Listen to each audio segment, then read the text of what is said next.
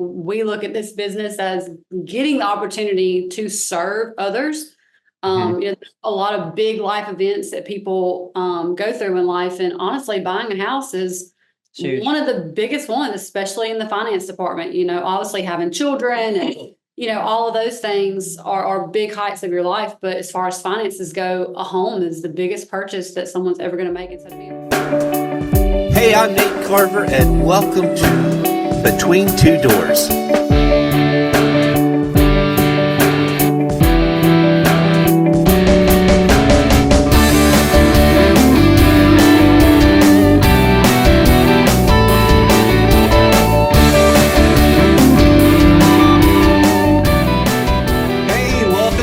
Between Two Doors. I'm your host, Nate Carver with Success Mortgage Partners, and today we're talking to Paige and Jeremy Tanner out of Mobile, Alabama. They are both real estate agents, and I think y'all are going to love hearing their story.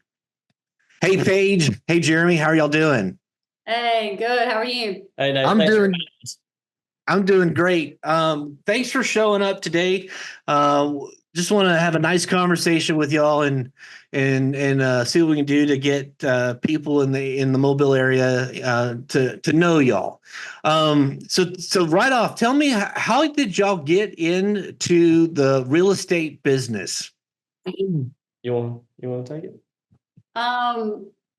Well, we kind of just fell into real estate a little bit. We started in 2019.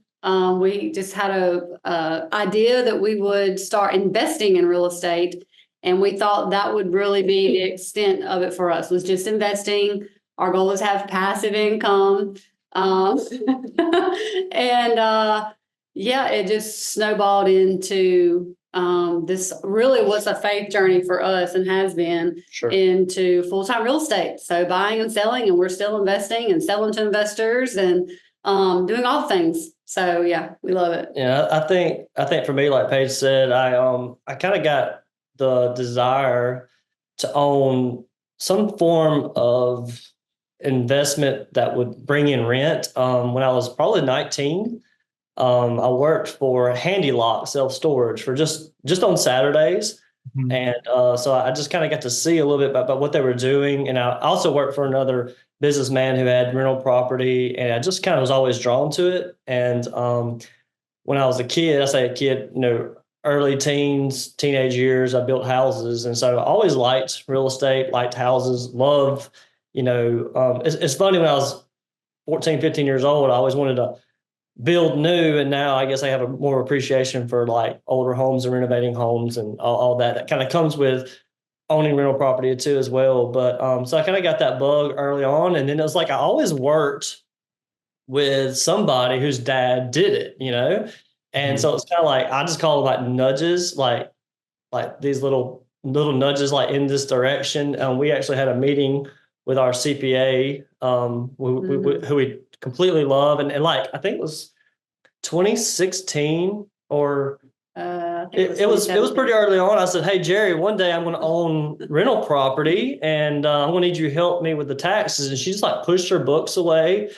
and she was like, "That's my passion." I'm like, "Oh, it was really cool, So to have her influence in that as well, and in 2019 I had I actually said in 2019 that it's going to take me 5 years to get started, which is really wild because we're coming up on that 5-year mark.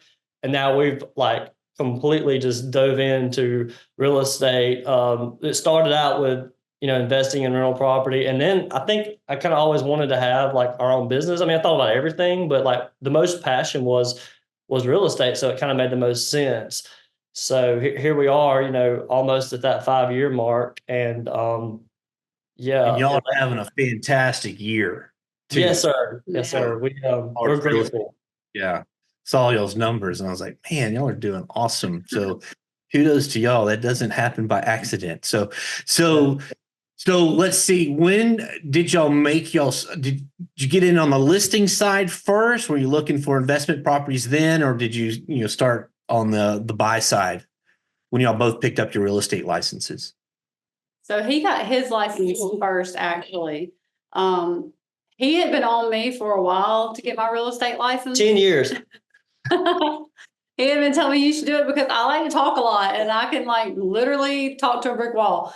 And I was just like, I don't know if that's the avenue I want to go. Just really wasn't sure. I didn't know enough about it to, just do it. And so finally he started doing it. And when he started doing it, I was like, oh, I can do that. And so he was like, I needed come help. on. He was like, come on. And when he started, he kind of got in it. It was still like the peak of the market where, we were seeing the 2020 and 2021 market. It was just insane. And so he started in October of 2021 and the market was still very hot. I mean, houses were lasting like not even a week on the market. I mean, it was just popping. So I guess, and then it wasn't till almost a year later that I got my real estate license. So starting out though, I guess I would say it was more buyers to begin with. I think, Nate, we kind of started. So the very first deal was a buyer, and then the next one was a listing. And so we kind of just always kind of done both sides right off the bat, I think. Okay. Yes, sir. Mm-hmm. All right. So Paige, it took 10 years to get you to come over to the dark side. So what was it like? How'd you feel in that first family you helped to close a home, either selling their home or purchasing that home? What was that? What did that mean to you? I mean, so the first one that I ever helped with and assisted with was a couple that had been renting for years. They had never owned a home before. So they're first time homeowners and home buyers. And I learned quickly then that I thoroughly enjoy working with first time home buyers. It is something that I absolutely love to do, to see someone walk into a home and say, this is what I want to call mine. It's a lot of work because I've shown as many as in a 2-3 week time frame, 25 houses to, one couple, that's in the market for a home. And then when they finally walk in that one and we win the deal, that's a really special feeling. I think we look at this business as getting the opportunity to serve others. A lot of big life events that people go through in life, and honestly, buying a house is Huge. one of the biggest ones, especially in the finance department. Obviously having children and all of those things are big heights of your life. But as far as finances go, a home is the biggest purchase that someone's ever going to make, and so to be a part of that, and I try to make it fun. I truly love people and love what we do. So I think that to me is, at the end of the day, just knowing that I served someone well, that is extremely important. I love it. All right, Jeremy, on you. So you got 10 years advantage here. What was that, if you can recall, what was that to you, the first transaction? I remember, so my very first transaction, I think I was just super grateful because I got my license. And I think I closed that house 2 weeks later. It was a cash deal. And so it happened really fast, right? And I guess that one's special to me because I'm still in, relationship business with this client who bought this, and it was an investment property, who bought this property. And so, we've done multiple deals since then. And he was another kind of catalyst for us to start property managing. I think from day one, he was like, Tanner, when you gonna start managing my property? I'm like, I'm not ready, man. I'm not ready. I'm like, I gotta do one thing at a time. Well, this year we started doing that as well. And he was a big push for that. And we manage most, or all the properties that we have. He has the most that we do manage. So so that will always kind of be a special deal for me. And I'm just going to say this, like, I know we're not talking about numbers, but it was so funny when I closed that deal out, I still owed the office money from all the expenses it takes. Nice. So, I think it was just like, I'm saying that I want to, because it is it's a joke, but it was a good boost, Nate, to get the license, and then 2 weeks later close the deal like, oh wow, I can do this, and that first 3 months, again, we were coming off that really hot market, and it was a special time. It was a good time, and we're definitely in a different place than I was then, for sure. And so yeah, that was a super special deal for sure. So Nice. I love it. So, okay. So when you're not doing real estate, what is it that y'all love doing outside of work? Where y'all find your joy, your pleasure, your relaxation? What is that to y'all? That's easy for me to answer so because go ahead. I'm a farm girl. I have been since I was very young, very little. I mean, my dad built a chicken coop for me, and I had a horse growing up since I was 9 years old, and that's kind of my little peace and serenity is when I go out there to tend to my animals, tend to my chickens, do the little farm life. That is my thing. Actually, just last week, we have these smartwatches now, and there's this app that tells you like when you're at like when you're at your zone of where you do not like have zero worry. And there's this app that tells you based off your heart rate where you're just like the least stressed. And I went back and reviewed it, and I was like, what was I doing on that day? It's like I was like not worried about anything in the world. Like it was literally like below, I think like anything above 60 is like considered stress level. And it was like at like a 10 or 13. It was like very, very low.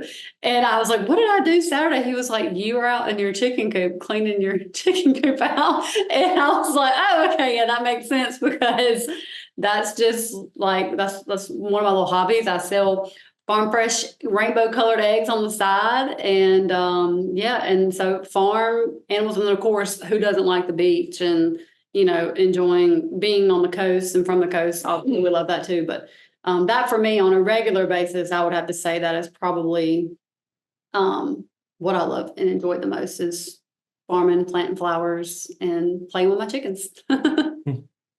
Awesome. All right. Each of y'all, I'm going to ask y'all this. Give me either a horror story in real estate or the craziest, wildest, funniest thing you can think of that y'all have experienced in real estate. Oh man. I mean, there certainly can be horror stories in real estate. I guess I just like want to lean to just the silver lining, so one of the one thing when I think about horror in real estate is one of the houses that we bought. And it was actually the second one. And I was doing some work to it, and I just found termites. And the reason I'm going to say it was horror is because I literally just threw all my tools in the bag and I ran away. I mean, I didn't know like what to do, but it's funny. It's funny, like looking back, that's one of our favorite houses, one of our favorite tenants.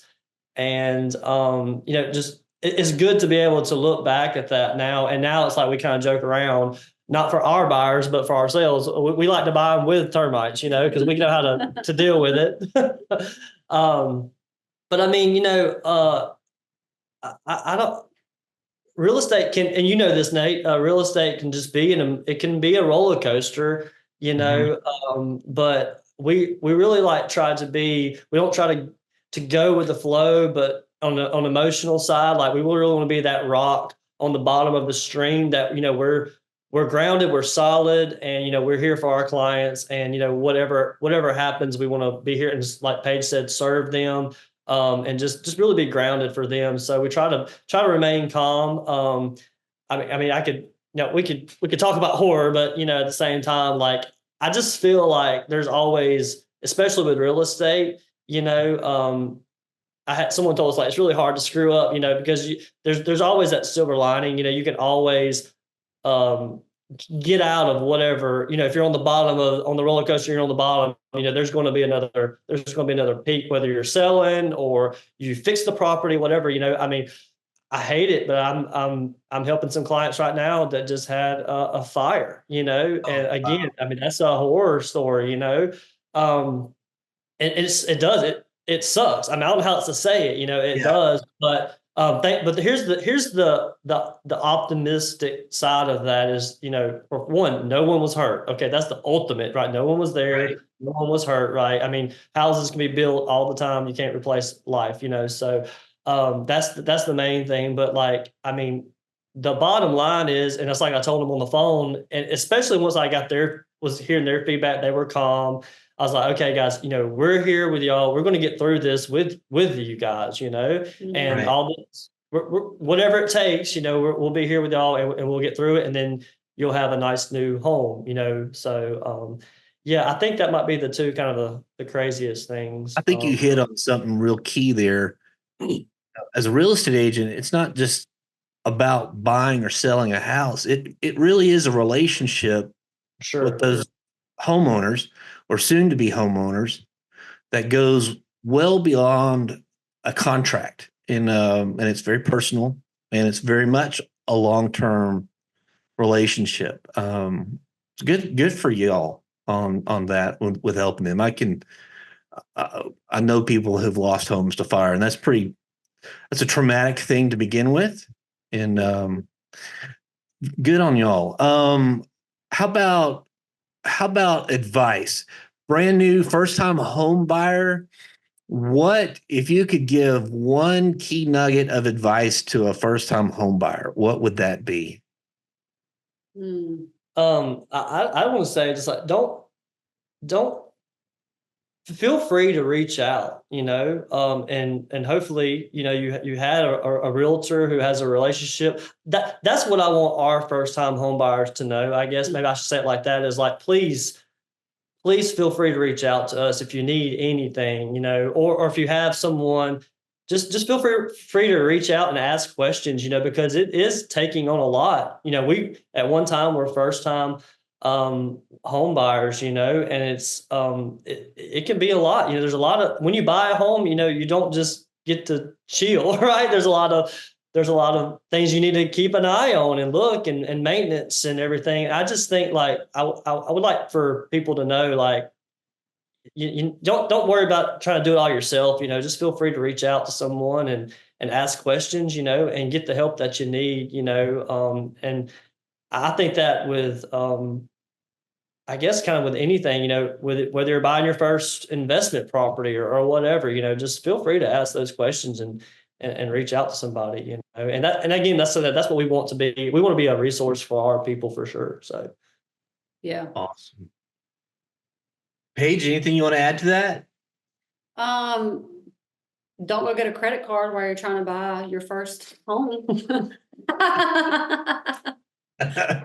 Don't go furniture shopping and put it all on your credit card. wait till after you close, right? Wait till after you close. You can do whatever you want after you close. Eat ramen noodle soup until we close. Do not do anything crazy. No.